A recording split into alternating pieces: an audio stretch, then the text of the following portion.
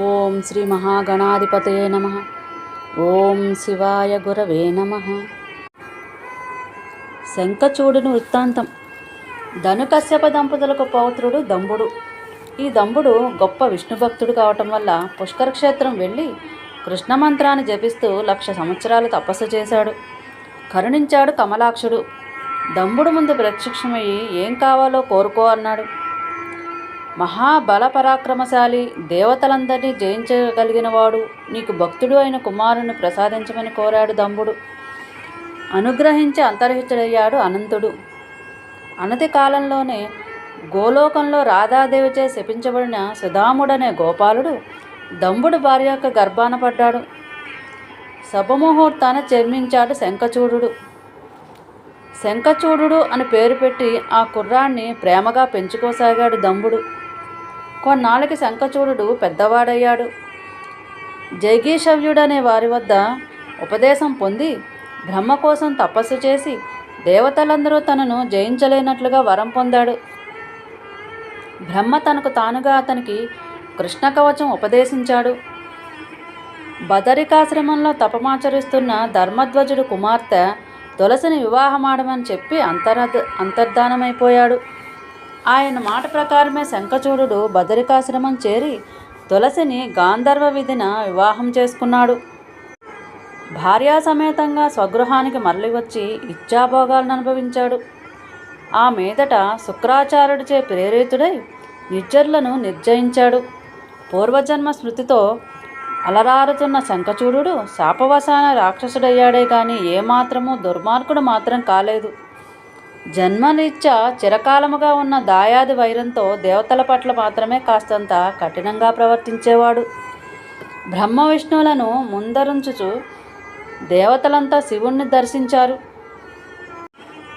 చూడు ఆ శంఖచూడుడు మాకు తలదాచుకో నీడ కూడా లేకుండా చేశాడు అని విన్నవించారు. రుద్రుడు వారిని ఓదార్చి శంఖచూడుడిపై యుద్ధం ప్రకటించాడు. శివుడు శంఖచూడుడిని సంహరించుట.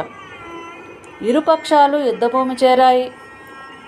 వీరవేషుడై వృషభాది రూఢుడై వీరభద్ర భైరవ క్షేత్రపాలాదులు వెన్నంటి విలువగా విద్యోత్సాహంతో జగన్మోహనంగా ఉన్న చంద్రచూడుని చూడగానే శంఖచూడుడు రథం దిగాడు. సాంబుడికి సాష్టాంగ దండ ప్రణామాలాచరించాడు. అనంతరం రథారూఢుడై ధనుష్టకారంతో యుద్ధం మొదలుపెట్టాడు. శివుడు శంఖచూడుడు తలపడ్డారు.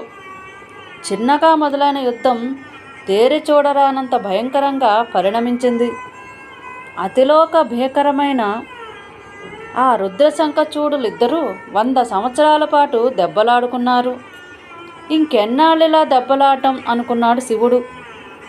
అంతలోనే ఆకాశవాణి, రుద్ర, ఆ శంఖచూడుడి చేత కృష్ణ కవచం ఉన్నంత వరకు, అతని ఆలి శీలవతిగా ఉన్నంత వరకు అతనిని జరామృత్యువులు సోకలేవని జలజోద్భవుడి వరం ఉంది.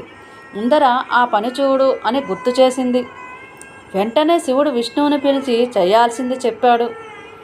తక్షణమే విష్ణువు వృద్ధ విప్రుడి వేషంలో శంఖచూడుని సమీపించి కృష్ణ కవచాన్ని దానం చేయమని అడిగాడు.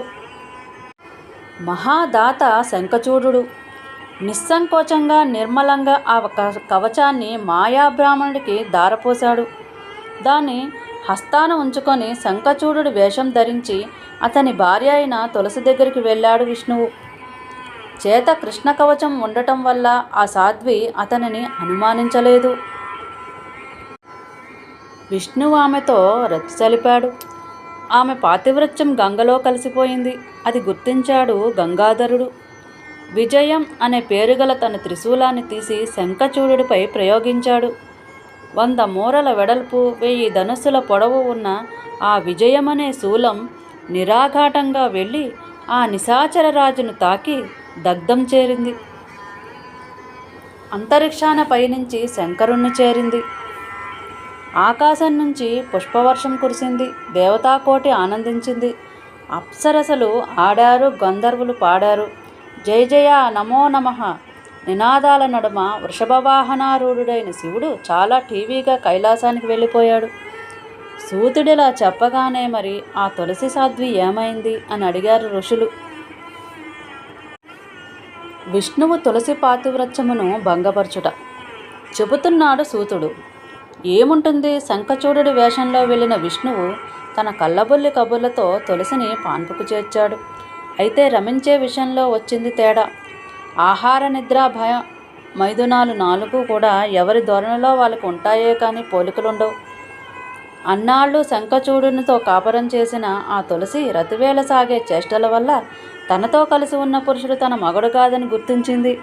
ఏం లాభం? అప్పటికే శీలం చెడిపోయింది. అయినా తెగించి ఎవరు నువ్వు అని నిలదీసింది. విష్ణువు తన నిజరూపం చూపించాడు. ఆమె ఆవేశపడిపోయింది. విష్ణు, నువ్వు మనసు ఇంత కఠినమైపోయిందేమిటి? చిచ్చి, నా భర్త నీకు అత్యంత ప్రియభక్తుడు కదా, ఆయన ఎందుకు ఇలా చేశావు? భక్త రక్షకుడైన నువ్వే ఇలా ప్రవర్తించావంటే నీది గుండె కాదు బండ అయి ఉండాలి. ఇందుకు ప్రతిఫలమై నువ్వు రాయి వైపో అని శపించింది. ఎవరూ ఓదార్చలేనంత దుఃఖాన్ని పొందింది. ఏం చేయడానికి తోచని హరి తక్షణమే శివుడిని తలుచుకున్నాడు. ప్రత్యక్షమయ్యాడు రుద్రుడు. తులసిని ఓదార్చాడు. మానవ శరీరాన్ని వదిలి దివ్యదేహంతో వైకుంఠం చేరుకొని శ్రీహరితో సుఖించమన్నాడు. విసర్జించబడ్డ నీ శరీరం గండకి అనే నదిగా పరిణమిస్తుంది. నీ శాపం వల్ల నారాయణుడు పాషాణమై నీయందే పడి ఉంటాడు అంటూ తులసి సాలాగ్రామం, శంఖం ఇత్యాదులకు తగు పూజ్యత నేర్పరిచి శివుడు కైలాసం వెళ్ళిపోయాడు. తులసి భౌతిక దేహం వదిలి దివ్య రూపం దాల్చింది. శ్రీహరి ఆమెను వైకుంఠమునకు తీసుకువెళ్ళిపోయాడు. ఆమె విడిచిన పార్థివ దేహం గండకి స్రవంతిగా మారింది. ఆమె తనువు విడిచిన తావున ఆమె పేరిట తులసి అనే మొక్క మొలిచింది. ఇది తులసి చరిత్రం అని ముగించాడు సూతుడు. అనంతరం ఋషుల కోరిక మీద అంధకాసురుడి గురించి చెప్పసాగాడు. సర్వం శ్రీ పార్వతీ పరమేశ్వర పాదార్పణమస్తు. స్వస్తి.